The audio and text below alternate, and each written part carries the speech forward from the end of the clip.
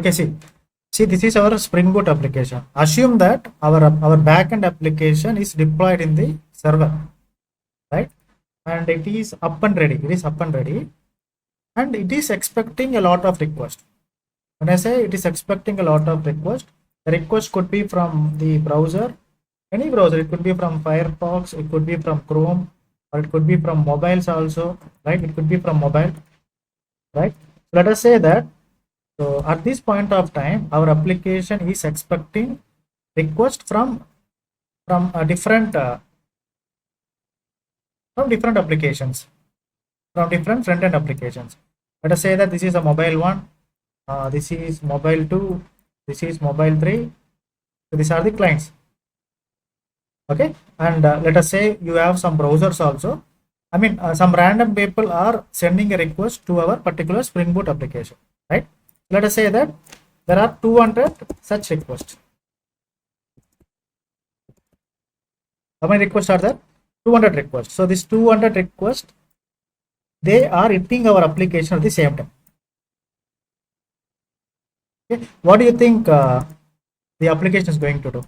Do you think that all the 200 requests will be handled, or what would happen behind the scenes? Are you able to understand my question? When 200 requests hit our Spring Boot backend application at the same time, what would happen? Any idea? Hello? Yes, no? It will fail. Okay, it will fail. Okay, It will fail. so there is saying it will fail. Of course, it will fail as per the knowledge that we have gathered so far. Usually, have you come across this error code 503 service unavailable? So when you see your Yes, sir. exam results, usually this would be the popular error code that you would come across. So 503 service unavailable. It means it is the server side error. Basically, it is server side error. Let us see what would happen. Okay, so we know what is a Tomcat server, right? So we know what is a Tomcat server. Let us say that this is a Tomcat server. Tomcat server. This Tomcat server is going to listen to the port number 8080. 8080. Okay, so we are assuming that 200 HTTP request, 200 HTTP request is hitting the port number 8080 at the same time. So it could be from mobile, it could be from Sudhir mobile, from Balaji mobile, from Dinesh mobile, from any mobile, from anywhere in the world, but the request is assumed, these 200 requests are assumed to hit the port number 8080 the same, or the Tomcat server at the same time, right? Our Tomcat server is listening to the port number 8080. Okay? So what the Tomcat server is going to do? Tomcat server is going to create a thread. Let us say that for the first request, it is going to create a thread T1. Okay, this T1 is going to serve the request number 1. Out of 200 requests, this T1 thread is going to serve the request number 1. Right, this request will pass the controller and whatever the end user is looking for. Okay, those requests will be served by the thread T1. It could be what? It could be retrieving the data from the database. It could be any request, right? So the out of 200 HTTP request, okay, the Tomcat server is going to accept the first request and it creates the thread T1, and this T1 is ready to serve the first request and it is going to give the response. After completing it, this thread will be destroyed. Okay, then what happens? Then request number 1, first HTTP request has been served successfully. Then second HTTP request is there. Out of 200, second HTTP request. Likewise, we have how many HTTP requests? We have 200 such HTTP requests. Yes or no? Hello? Yes, sir. Right, 200 HTTP last request. See, if this is how the Tomcat server is going to serve, means don't you think how much time it is going to take? So don't you think that if the Tomcat server is serving the request number 1, so remaining 199 requests has to wait somewhere in the queue, yes or no? It will be queued, right? Yes, sir. So when it is queued, okay, do you think that we can say our application is very high in performance? Our application design is completely bad, yes or no? No one will visit our application, yes or no? If the client is waiting to get access to our application for a long period of time. Do you think performance wise it is not good? If the request is good for a long time, it is not a good idea, right? And again, you cannot queue a request for a long time. Maximum time you can do what? You can queue a request for at least 3 seconds or maximum 10 seconds. Okay. After saying 10 seconds, if the request is still waiting in the queue, that particular client is going to get a response like 503 service unavailable.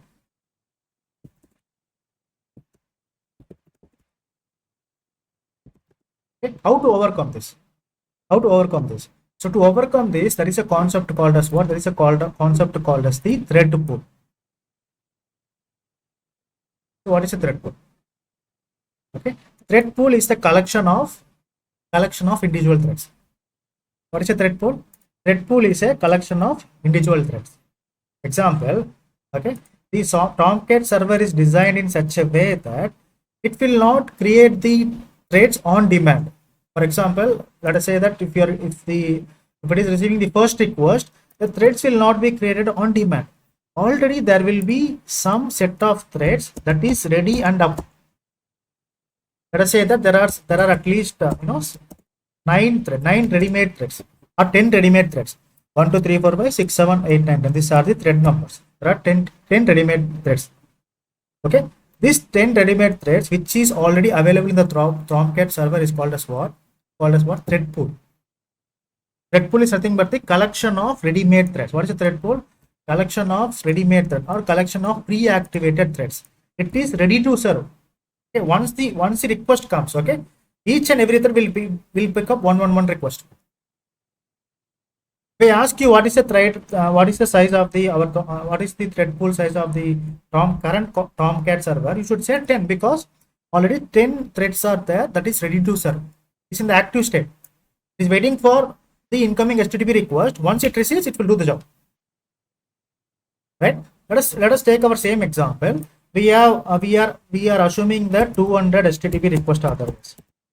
They are hitting our server at the same time. 200 HTTP requests. Okay. How many threads are there available in our thread pool? Tell me, how many threads are available? 10, right? 10 threads are available ready-madely. Okay. All the 200 HTTP requests is hitting our Tomcat server at the same time. Okay. The first 10 threads will pick up the first 10 requests immediately. Able to follow? The first 10 threads will pick up the first 10 HTTPs immediately. What about the remaining 190 requests? 190 requests will be queued. So what happens? As soon as the 200 request hits our Tomcat server, there are already 10 ready-made threads available in the thread pool. Okay, this is going to serve all the first 10 requests. Okay, this first 10 threads is going to take care of serving the first 10 HTTP requests. Able to follow? Hello? Yes, sir.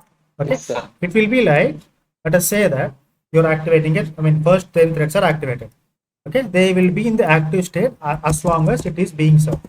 Let us say that 3, 4, 5, 6, 7, 8, 9, and 10.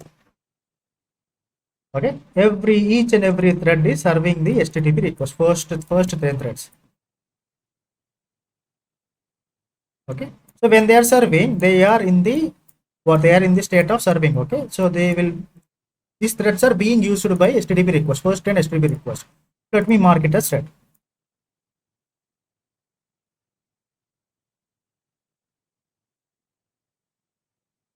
Okay, as soon as it completes serving, okay, as soon as it completes serving, or as soon as it gives the HTTP response. When I say it is giving the HTTP, when the client is receiving the HTTP response, it means the thread has completed serving its job, right? It is going to go back and it will be made available in the thread pool. The next remaining 10 requests will be received by the active threads. Okay, nothing, they will just serve the incoming threads. Okay, all the requests will be served by the threads that are already there in the thread pool. Once it is served, okay, these threads will go back to the thread pool and sit. Okay, it is ready to serve the next remaining 190 threads. Okay, once it is how many threads it can serve? Maximum 10 threads, right? So remaining threads will be 180 will be in the queue. Likewise, it keeps it keeps the threads will be activated and it is going to serve the request. After serving it, it is going to come back to the thread pool, and it is going to remain to serve for the remaining next 10 threads. Okay, like this, if it keeps happening, somehow at one point of time, all the 200 requests will be served, right? Yes or no? At one point of time. But there will be what? There will be time consuming, right? There will be time consuming for the threads which is waiting in the which is waiting in the bottom. Topmost threads will be served first, but the threads that are waiting in the queue has to wait for some time.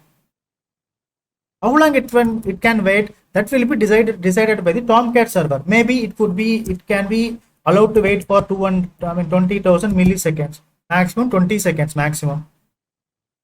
Okay, if it is waiting for 20 seconds maximum, still if the thread is in the waiting condition, if it is not yet served, it will get, that particular request will get what? 503 error. 503 service unavailable. So do you think the service is really unavailable? No. Our backend application is not capable enough to serve the request in the overloaded condition. Are you able to understand my point? A simple example I'm saying. Hello? Yes, sir. Okay, I will give you one small I have taken some notes in the notepad. Let's understand this. It is applicable for all the applications, not only for Java. It is applicable for all backend applications, all front-end applications. This is how the threads will be created in the runtime. See, what is the Tomcat server? So what is a thread pool? Whenever Tomcat receives an HTTP request, okay, any REST API calls, it needs a thread to handle that request, right? So any request, any HTTP request has to have a thread. Any HTTP request,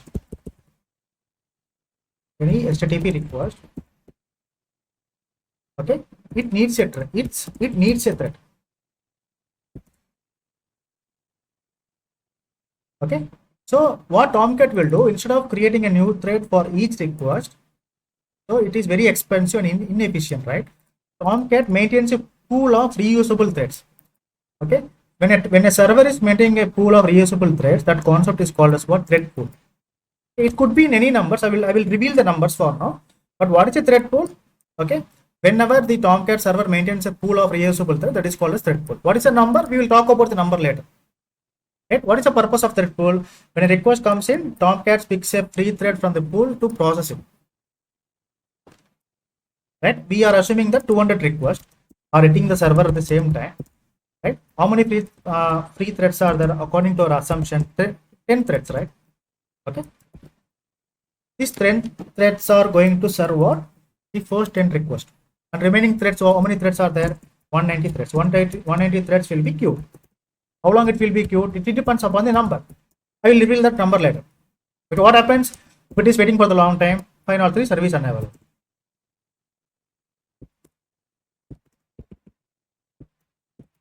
Able to follow till? Hello? Yes, sir. Once a request is processed, the thread is returned to the pool and can handle another request. It is like, okay, it will work. Once the work is completed, the thread goes back to the thread pool. Okay, that thread is ready to serve the next incoming request. As simple as that. Okay, now the question is, what happens if all threads are busy? If all threads are busy, new incoming requests are queued until a thread becomes available. It will wait. It will wait for the new thread. It will wait until the thread becomes available. Okay. Tomcat thread pool is mainly controlled by, you do not have to worry about this HTTP connector. These are the internal things. Okay. If you want to, control the thread pool size, you can do that in the application.properties file. I will tell you how to do that. Okay, but by default, these are the default values. Okay, default values. Okay, in any Tomcat version, the default value is maximum thread is going to have what? 200 maximum threads. At any point of time, it is going to serve 200 requests at the same time. Okay, the Tomcat server is configured to serve 200 requests, 200 HTTP requests at the same time, because that is the maximum default size of the Tomcat server. Okay, what is the minimum? What does it mean? Minimum spare thread, which means at any point of time, 10 threads will be active, guys. 10 active threads will be there. 10 active threads will be there. Okay, let us say that the 20 requests are arriving at the same time. 20 requests. Okay, so immediately the new threads will be created on demand. New threads will be created on demand. How many new threads will be created on demand? Maximum 200 threads will be created on demand. In the ideal time, 10 threads will be in the active set. In the ideal time, if there are no requests is coming, 10 threads will be there in the ideal time. Okay, at the maximum peak time, okay, maximum 200 threads will be created and it will be put in the thread pool. Okay, what is accept count? Accept count is what? How many threads can be queued maximum? For example, if 1000 requests are coming, the maximum threads are what? Maximum thread size is 200. Okay, it can queue only the next 100 threads. Remaining 700 threads will get service unavailable. Are you able to understand the accept count? Hello? Let us see that in action. Okay, let's Yes, put sir. in action. See, suppose the maximum threads is 50, guys. Okay, our Tomcat is configured to handle 50 maximum threads at any point of time. If 10 users calls API simultaneously, so how many threads? 10 threads will serve them, right? What if 60 users hit at once? 50 requests are handled immediately because that is the maximum size. Remaining threads are queued up to the accept count limit. Let us say that accept count limit is 5. Okay, 5 means 10 threads are queued, right? Which means, so 5 thread will be queued and the remaining 5 threads will be getting what? Service unavailable error. You are assuming that accept count is 5. You can queue up to only 5 threads. Remaining 5 threads will get what? Service unavailable. You will understand? Yes, sir. Okay, the question could be like, you might be Yes. getting questions. So in any application, okay, what is the maximum size? So if you keep Excel, I have just defined here, right? See, so this is the configuration that you can give in the application.properties, but there is some issue here. You will encounter a lot of issue. See, you might be thinking that you have a control of defining the maximum threads. Okay, here it's 200. You might be thinking that it can be changed to 1 lakh or 10,000. For example, let us say that there is a peak time, Amazon or Flipkart or your examination results. Okay, obviously the daytime will be completely, the peak will be very high, right? So lot of requests are expected in 10,000s, right? Or 1 lakh request per second. Peak time is very high. You will be thinking that if you just change the value in the application.properties, it will be resolved. But the problem here is there is a limit for this. There is a limit for Tomcat server. Maximum you can keep the maximum threads as 1000. Why? Because the moment you start creating a lot of pools, okay, there will be a problem in the performance because thread scheduler plus the CPU memory. There will be a conflict between the thread scheduler and the CPU memory, right? For each and every thread, okay, it may require 1 MB of memory. Okay, if you start playing with this number, okay, definitely your system will encounter out of memory error. Because thread is very expensive. Okay, thread consumes a lot of memory. One thread has to do a lot of things, right? And because of that, it consumes a lot of memory in the RAM area, especially in the RAM area, right? So definitely the server will run out of what? Run out of memory. Again, if the server is running out of memory, okay, you get what? You get service unavailable. The system will be crashed.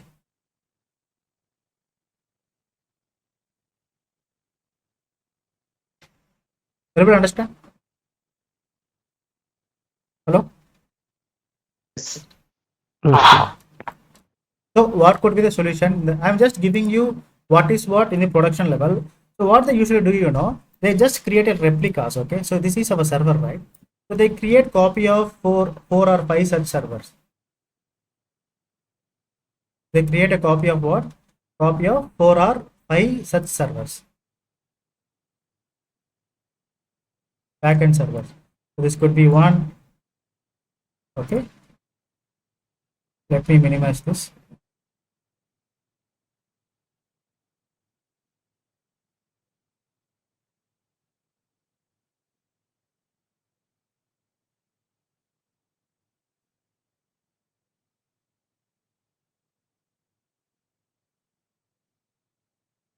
This is called scaling, right, sir? Horizontal scaling, correct. Good.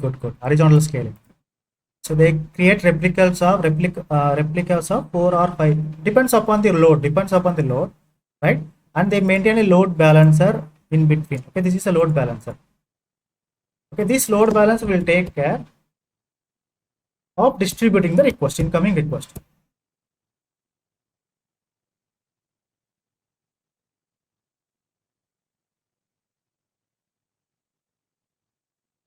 Okay. Now, if you say if 1,000 or 10,000 requests are hitting our backend at the same time, 10,000 HTTP requests, what this load balance will do? This load balancer will distribute this request evenly. So, if 10,000 requests means how many servers, backend servers, copy of backend servers we have? According to my explanation, so 3, you have what? You have 4, right? So 10,000 divided by 4. What is the number? 2,500, right? Okay. So each and every Tomcat server will be handling 2,500 requests. Okay, some will be in the queue. Okay, but some requests will be in the waiting state. But that is okay. That is completely fine. So this is how the load gets distributed by using load balancer. Right? You create a lot of copies of your backend application and you place those applications in different servers. So this load balancer will play a vital role in distributing all the requests. And this request will be distributed based upon the location of the client request. Okay, some client can be operating from Chennai location or Madurai location or Bangalore location.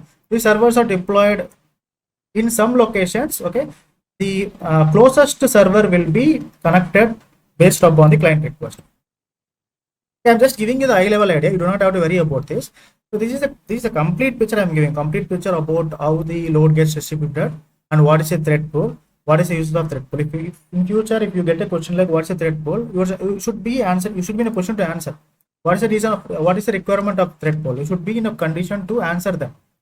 You should be in a position to answer them. Able to understand what is a thread pool? Hello? Yes, no? Yes.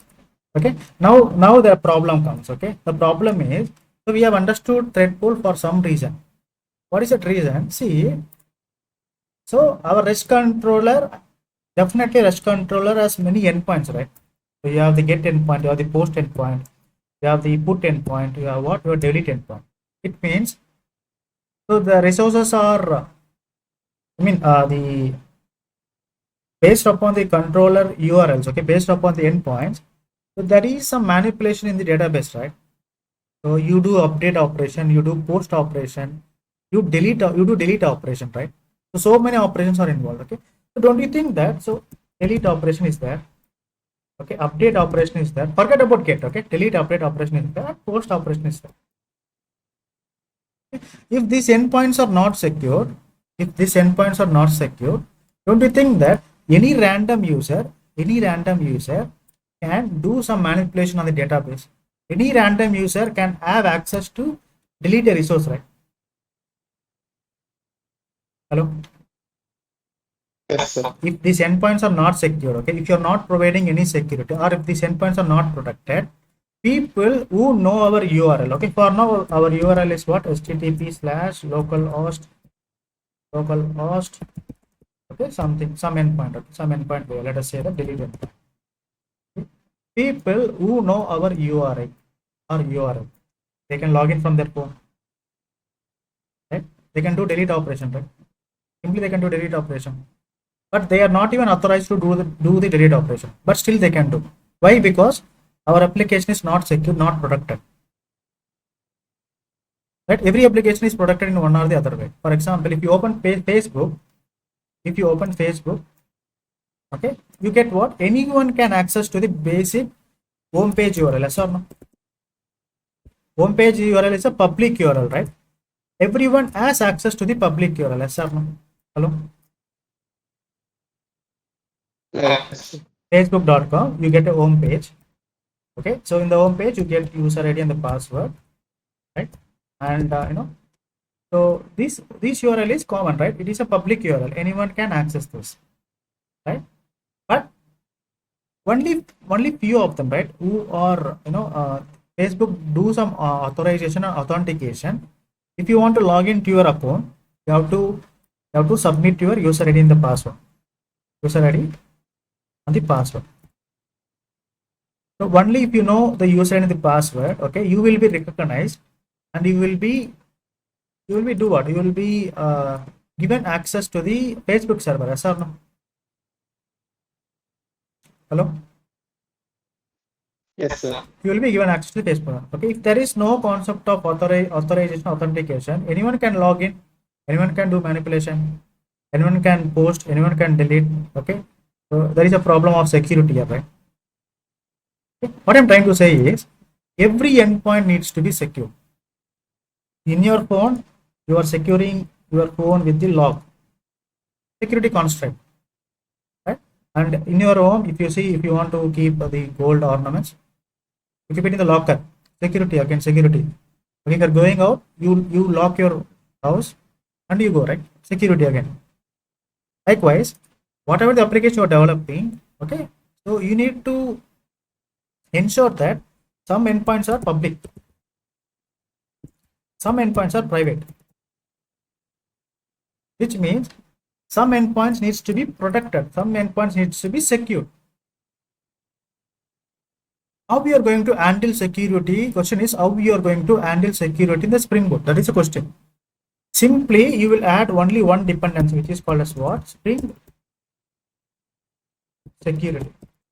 There is a dependency called Spring security. Okay. As soon as you add this dependency, guys, as soon as you add this dependency, what it does, okay. So you might be having the lot of endpoints in the REST controller class, right? REST controller. So you might be writing methods, lot of methods, and each and every method can be called upon a particular URL, right? URL, right? It can be a get method or post method. So you create a lot of endpoints, right? Hello? Get, post, Yes, sir. put. What is it? What else we have? Delete. What else we have? Patch. Right? H. All these endpoints will be protected, which means you cannot get access to any of these endpoints without authentication. The moment you start doing this, all your REST control endpoints will be protected. Okay, the question says, okay, it is protected. How does the Spring security is going to give the protection? We will understand that now. Okay, let me create a quick project now. Okay. What happens? See, let us say that you have a REST controller, guys. Let us take a simple class test. Okay, your class test, and you have an endpoint. Okay, the endpoint is going to be like get mapping public string, okay, get, or else welcome. Name of the method is welcome method.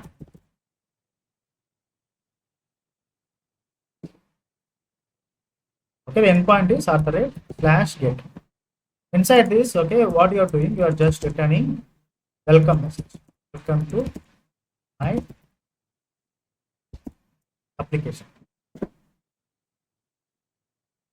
Okay, so this needs to be annotated with @REST controller, isn't it?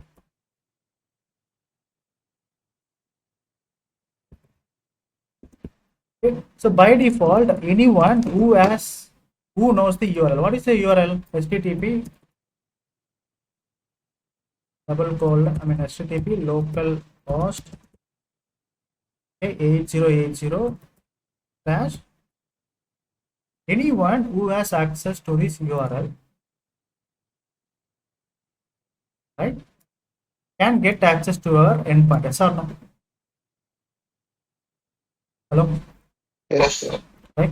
Now, the moment you start adding Spring security, you're just adding a dependency while creating the Spring Boot starter project, a dependency.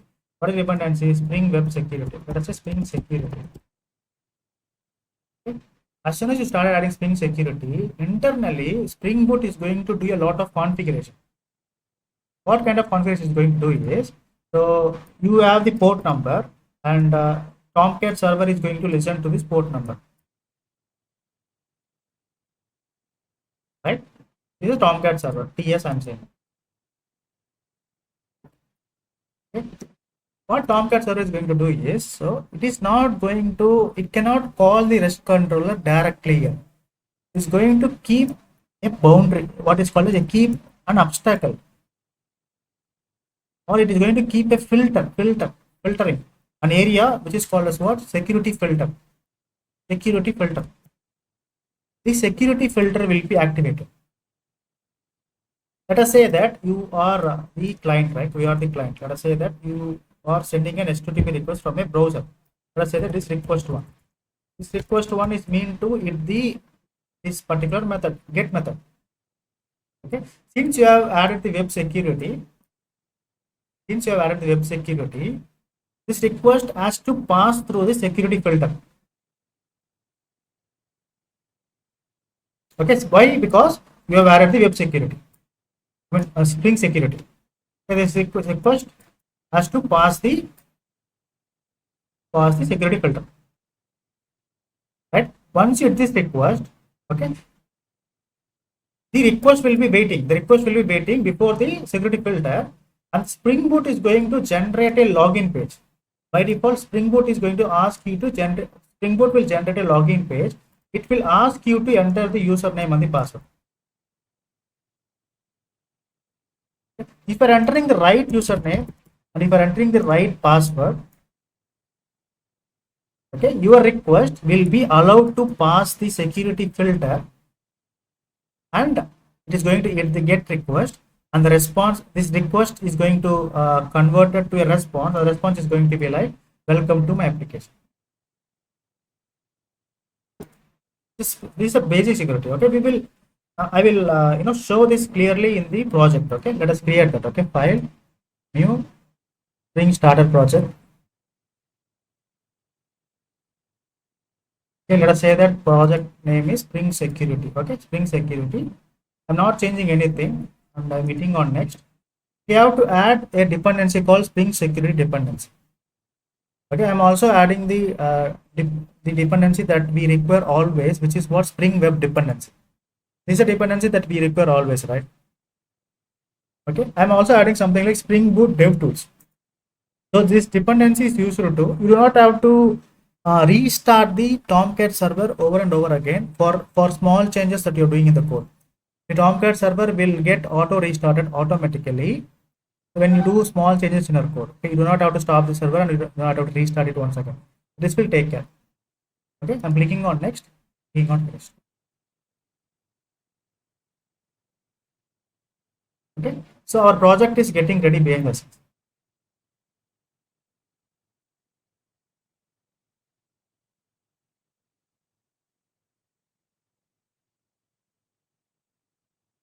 Does it use JW tokens? No. JWT is far more advanced. Okay, so to understand JWT perfectly, there is a JWT. You can use filter chains. You can also use what? You can also use the session IDs. You can use OR. Those are far more advanced topic. You will understand the drawbacks with the basic security. Then we will think about that. Able to follow? Hello. Yes. To understand that, we need to understand what is the CSRF attack.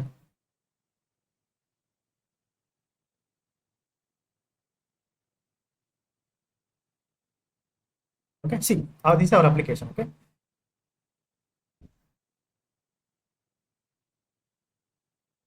pom.xml. Okay, this pom.xml is a file, XML file, which is going to have all the dependencies that you are adding. Okay, see, there is a dependency tag. Okay, so you have the Spring Boot started security dependency. This tag is added.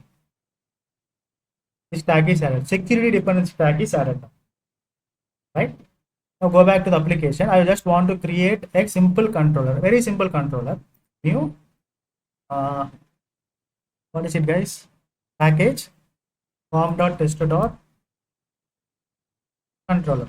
So my controller is going to do give two jobs. Okay, what give two endpoints. The first endpoint is, let me create the class, file new class.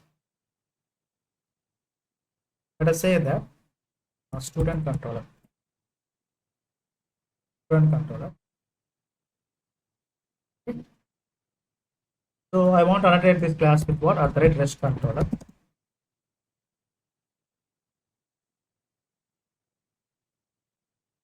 Okay, I'm taking simple get method. Okay, I'm taking a variable private list of string.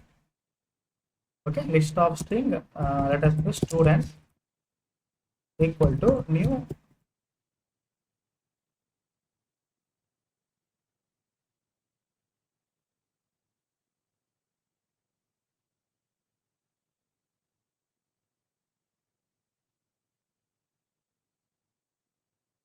Right. So one method I'm taking. One is what? Get mapping. I'm annotating that method with the get mapping HTTP verbs. So my path is going to be something like get.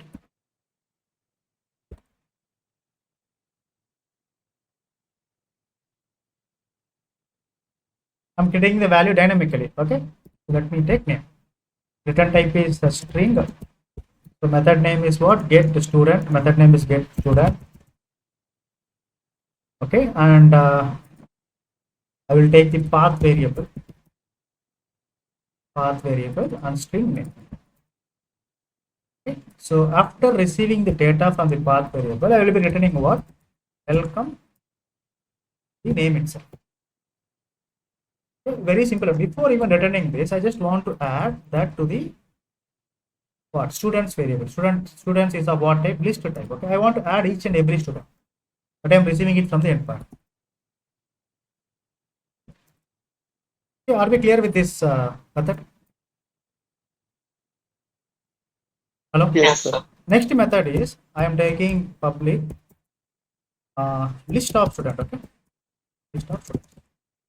List of string, not student. List of okay. Get all students. Okay. Add return statement. So I just want to return all the students the moment the client is hitting this endpoint. Okay. The endpoint is something like, let me say add student, this one. Add student is get all students. Okay.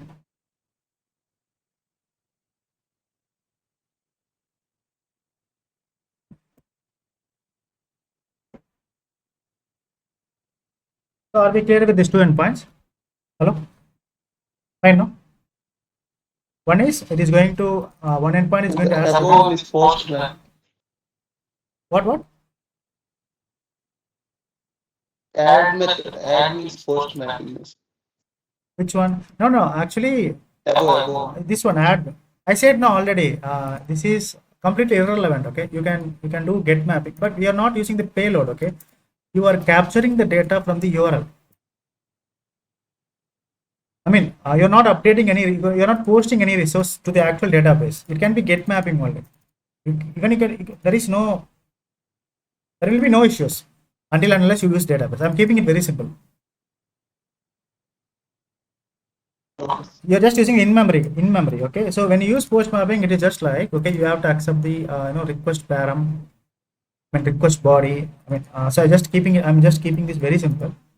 It will work even for get mapping also. It will work, right? I will tell you why I'm using get mapping here. For the post, for the put, and for the delete, the you should handle the string security in a different way. Let's go with the get mapping first. Okay, before that, let me disable this. Let me disable this string security. Okay, what happens if I disable this string security? So this is the string security dependency, right? I just want to disable this. Okay, so I'm just commenting it. This is how you can comment. So from this line to this line, I'm disabling this. I'm disabling this. I'm saving this. Okay, let me start the server. Run as Spring Boot app.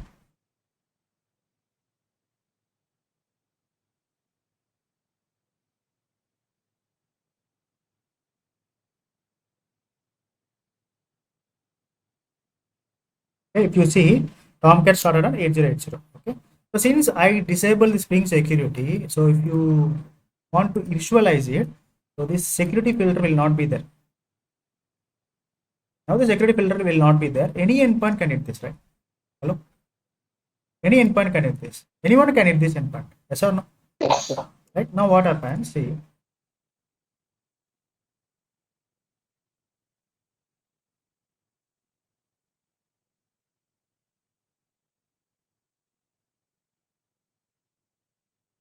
okay, HTTP localhost. What is the endpoint that we have? Add, right? Add. Okay. Slash any dynamic value. Say Balaji. Welcome Balaji. Right? If I say uh, Suresh, welcome Suresh. Okay. If I say Dinesh, so this data is added in the in memory. If I want to get all the data, get, what is the method that we have used? What is the endpoint? You want get all, get all, okay? Get all, right? So now, can you confirm? Anyone can use this, right? Anyone can use this endpoint, right? In the production scenario, if they know this endpoint, they can access to this endpoint, right? It could be a valuable information also, yes or no? Hello? Yes, sir. Now what I'm doing, I'm just adding the security. Okay, I'm removing this. I'm removing this comment tag. Now I'm just involving the Spring Starter security. Okay, so since I am adding the dependency, so let me update the project. Okay, right click here, Maven, update project, Spring security. The project is getting updated.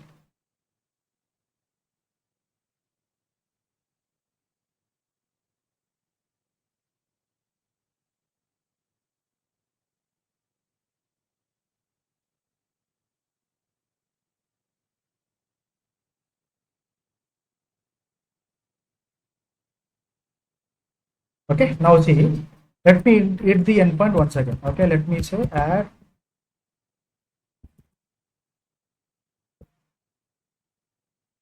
Let me stop and restart the server because I have added the dependency. Let me stop and restart the server.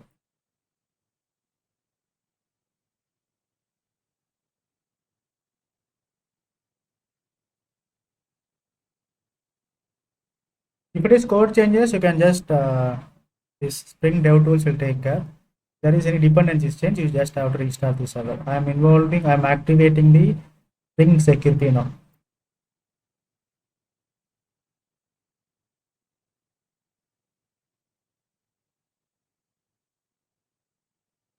It restarted.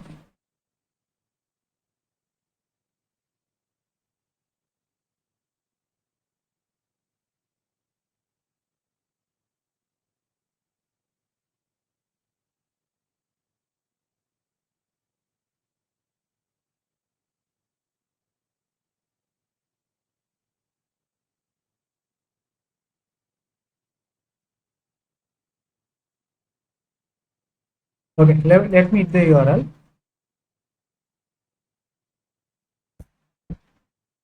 Now you see, as soon as you start adding the security, it is asking you to sign in. Okay, why it is asking you to sign in? Now the security filter will get activated. So here between the Tomcat server and the REST controller, the incoming request cannot hit the REST controller directly. In between these two, a security filter will be added here. Okay. So this security filter is going to allow the request to the controller only if the request is authenticated.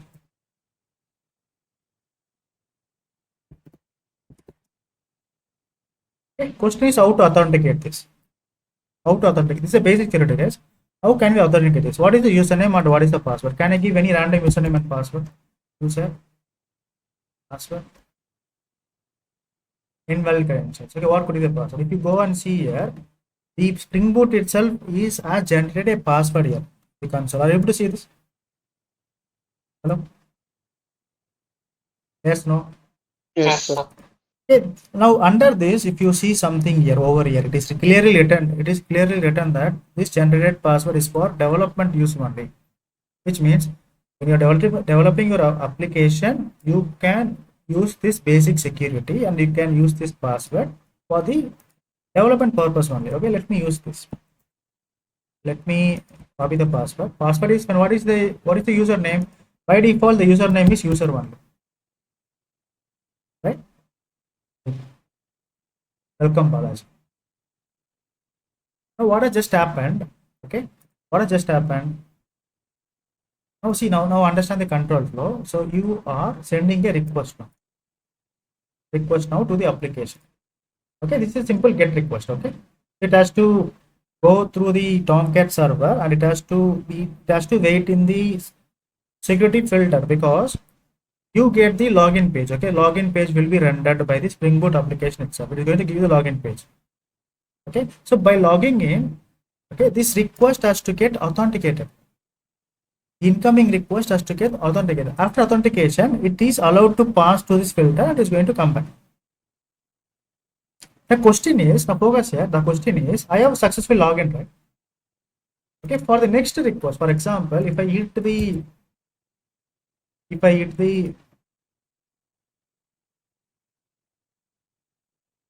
next endpoint. Now tell me, do you think that it will ask me to log in again or will I be directed to the endpoint for the second request? Understand my question? I have been telling you. Now what has just happened for every request? This is the first request, right? First request has gone through security filter because you have got the login page. I mean, you have got the form, right?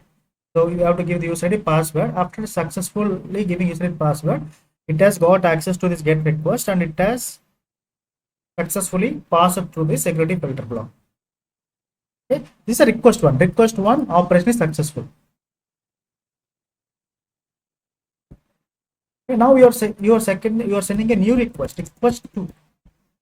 Do you think for the request two is also it is going to give the login page or will it be allowed? That's my question. It will allow. Why it will allow? Any justification for that?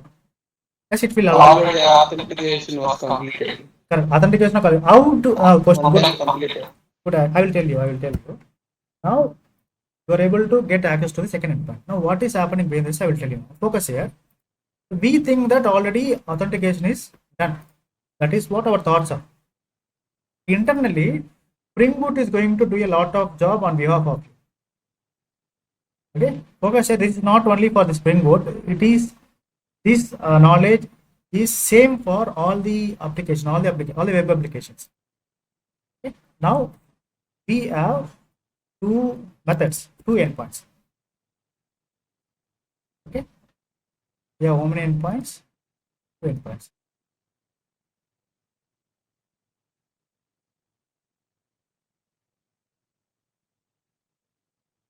So two endpoints. One is send this admin. See, now you since you have added the Spring security, there is a security filter. Okay, I will explain you about the security filter later. Just think for now. Think like there is security filter between your Tomcat server and the REST control. So this is Tomcat server. Okay, let us say that okay you have already created two endpoints. Okay, one and the request one says this is the request one.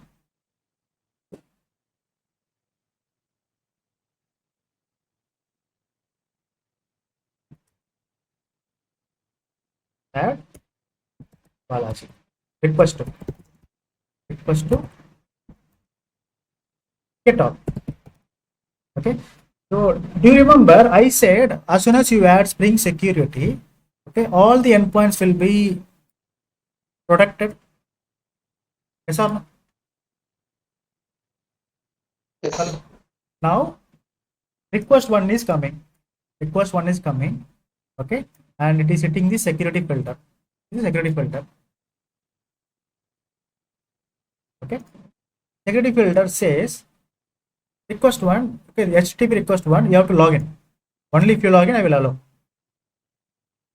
Only if you log in, I will allow. Okay. So what it does, request one will be like okay, send me the login page. Okay. So it is going to a login page will be rendered and it will be displayed in the browser. You get valid user ID and password. If it is validated, request one is allowed.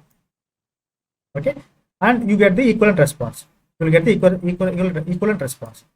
So, but this is the HTTP request. HTTP request. So HTTP request is always a stateless request. It is always a stateless. Stateless.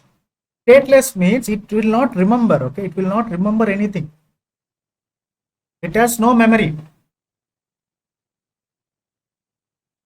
Which means if the second request is forwarded, okay, if the second HTTP request is forwarded, this request will be treated as a new request. This request will be treated as a new request because HTTP request will not have any memory. It will not have a way to convince the security filter that, hey, I am the request to, I am the person who was authenticated before. Through request one, I have authenticated. I have got authenticated. You have authenticated me. I am the same person. I am coming in the form of request to. Please allow me. But the security filter will not allow. Security filter will ask the request to also to do the authentication. Complete authentication. Now just imagine, okay, if these things are happening for the 10 requests, okay, for first 10 requests or 20 requests, okay, every time for each and every page, if you're asked to log in over and over again, don't you get, you will be in, you will get completely irritated, yes or no? For each and every HTTP request, you're asked to log in for each and every page, definitely you will get irritated, right? But how Spring Boot is taking care of this? Second time we are not asked to we are not asked to complete the authentication. How this is handled by Spring Boot? How Spring Boot knows that the second request is from the same person, which means Balaji, from the same developer? How Spring Boot knows? Have you got my question? First request, fine. You got the login page, fine. Okay, it is convinced. Okay, this is a person. Yes, logged in successfully. Okay, it's good, right? But the second request, see, now this is the browser. Okay, this is browser. This Chrome browser. Let me open Firefox. You have logged in already, right? Now you tell me, if I just if I just send the request here from the from the Edge browser, okay,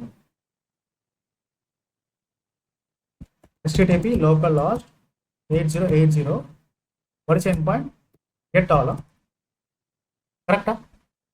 Get all. Get all, right? Wait. 1 minute. HTTP, I think double slash is required, no?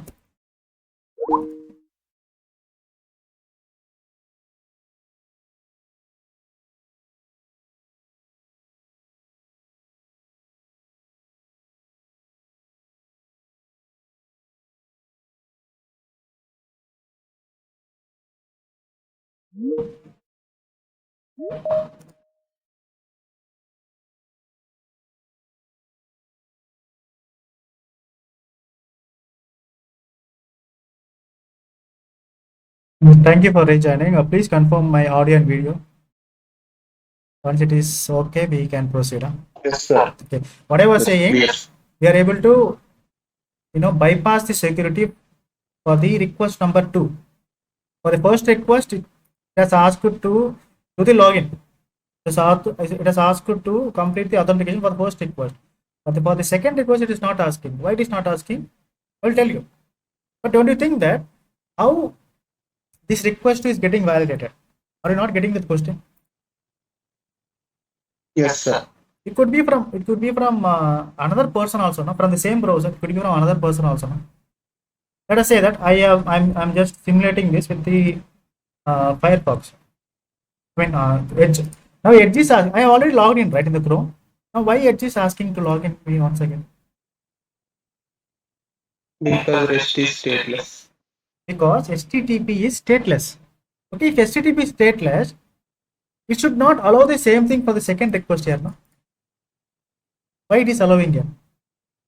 If I now I can. Spring Boot is taking this. Spring Boot is taking care in one way. What Spring Boot is doing, as soon as, see, now here the idea is, as soon as you send the first request, okay, Spring Boot knows this HTTP is brainless. It does not have any memory. Okay? Every time we need to remember, I mean, Spring Boot needs to remind HTTP that, right? Are you the same person? Are you the same person? Okay. Spring Boot will ask HTTP request, are you the same person or the same person? HTTP will write, I'm not sure what you're asking. HTTP request is like a Gajini. Will not remember. First request done, that's it. If you ask the HTTP request for the second time, are you the same person you have just logged in before? It will say, I don't know.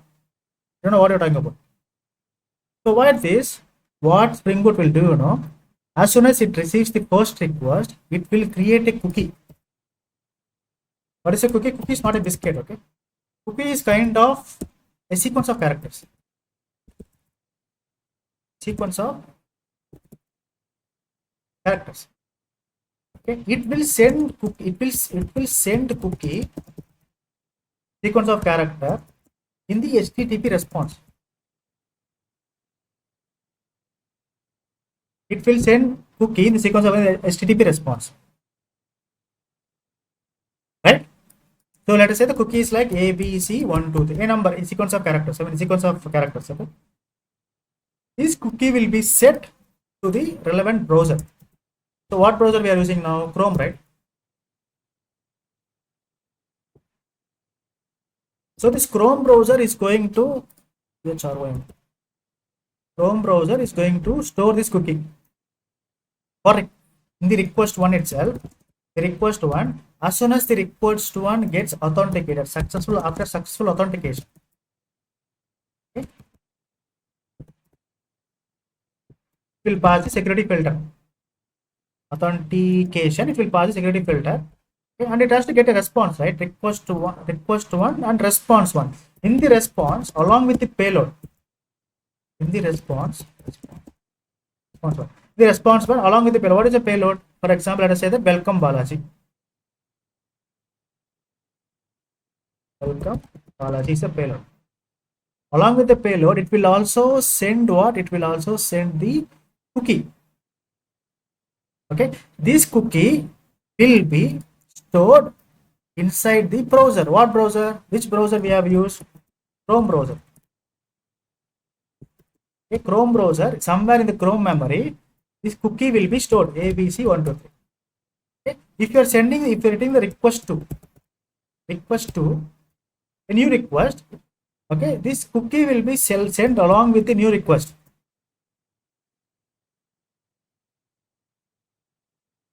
Making sense? This cookie will be sent along with the new request. Okay, this cookie will be used whether this is the valid HTTP request or not. I mean, this is the request from the previous HTTP request, or if it is the same request as previous one. I mean, if it is from the same person as the previous one.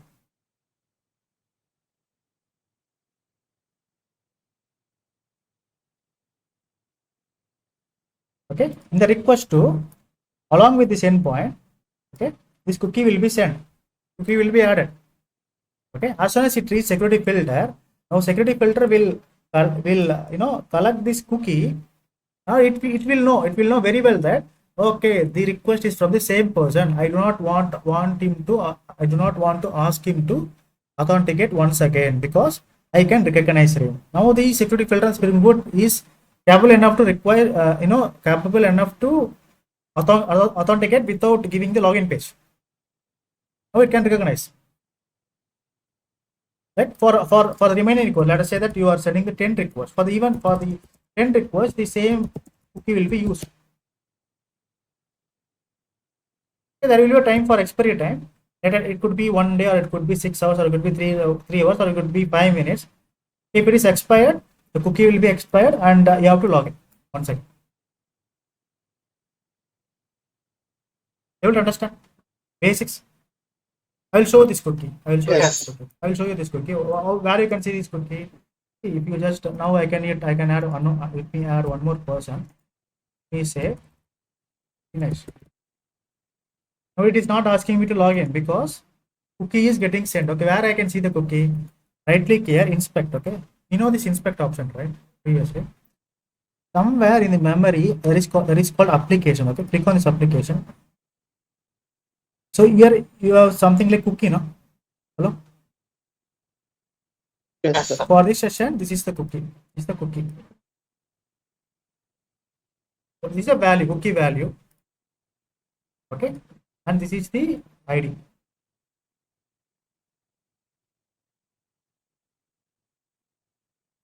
Key value pair. This ID will be given for the consecutive request. It will just validate. Spring Boot is going to validate this cookie. That's it.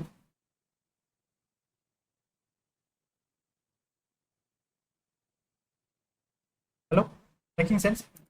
See, for if I send next request like for each and every request, let us say that get all. Okay. Cookie. Are you able to see the same cookie? Which is going along with the request, Yes, sir. right? So what happens if we use another browser? Another browser, another browser means cookie needs to be generated for that browser. Yes or no? Hello? Yes. For Postman, let us say that you are getting the request from the Postman. If you want to test this API from the Postman,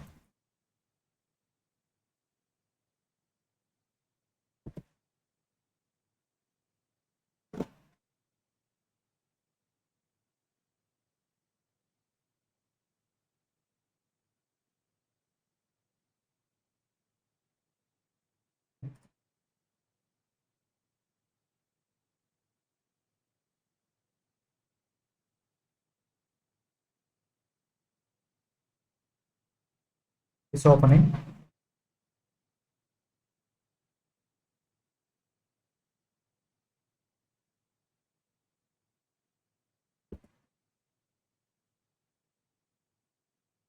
What happened? I manipulated the cookie. Hello? Hello? I'm audible. Yes, sir. Yes, sir. I just manipulated the cookie. I have just changed the data of the cookie. Now it is not able to recognize me. Right? It is asking me to relog in. If I try to do relogin, user, what is the password? Password is supposed to be. We can generate our own password also. These things. This is not how this Spring security works in the real-time applications. The basic thing, okay. The basic thing. If you understand this only, we can able to understand the CSRF attacks, CORS. The how the Spring endpoints gets compromised. Okay. So only if you understand this, we can develop our knowledge to understand the future topics. 1 minute.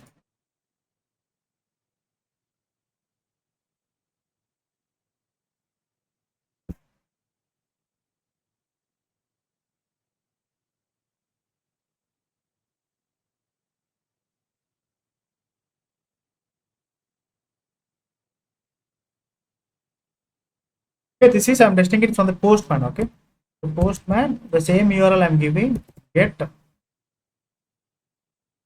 add.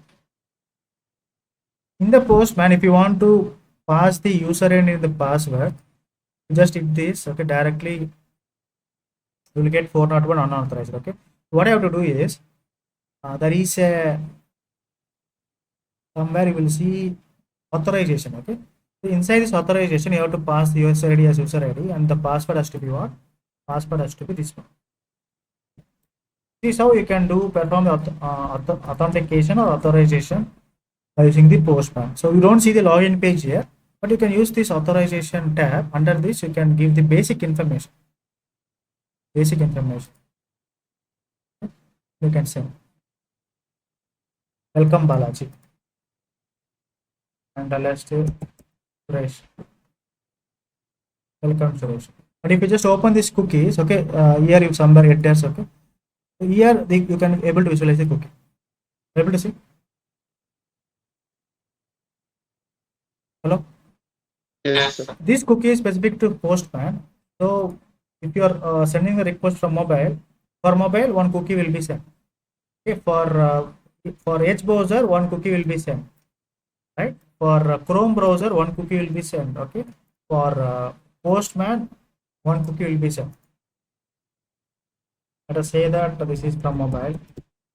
Okay, this is from Edge.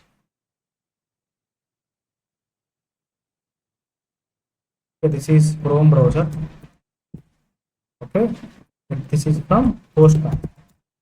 Each and every client will receive a cookie, unique cookie. This could be 123, this could be 457, this could be 789, this could be 345. After login, okay, this cookie will be shared to the consecutive request and you get the response. You do not have to do login over and over again because HTTP is stateless. Somehow it needs to authenticate itself, not every time, for one time.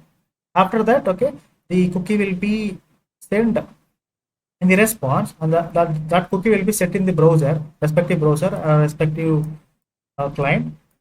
Okay, consecutive request will be having these cookies, right? That is the reason why you can able to open a new tab. Okay, within the same browser, you can able to open a new tab, and still you will remain authenticated.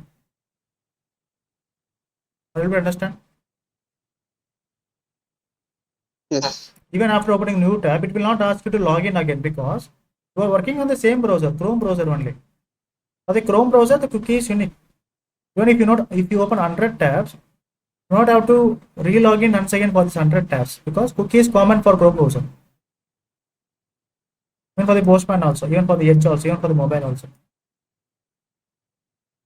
So this is the basic authentication. Okay.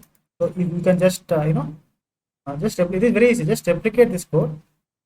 Tomorrow, what we will discuss is tomorrow we'll try to customize this. Okay, we will have our own username and we will have our own password.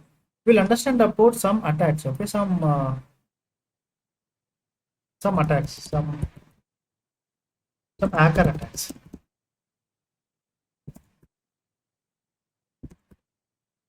We will understand how to avoid that by using the Spring Security. How Spring Security will guarantee us no such attacks will happen.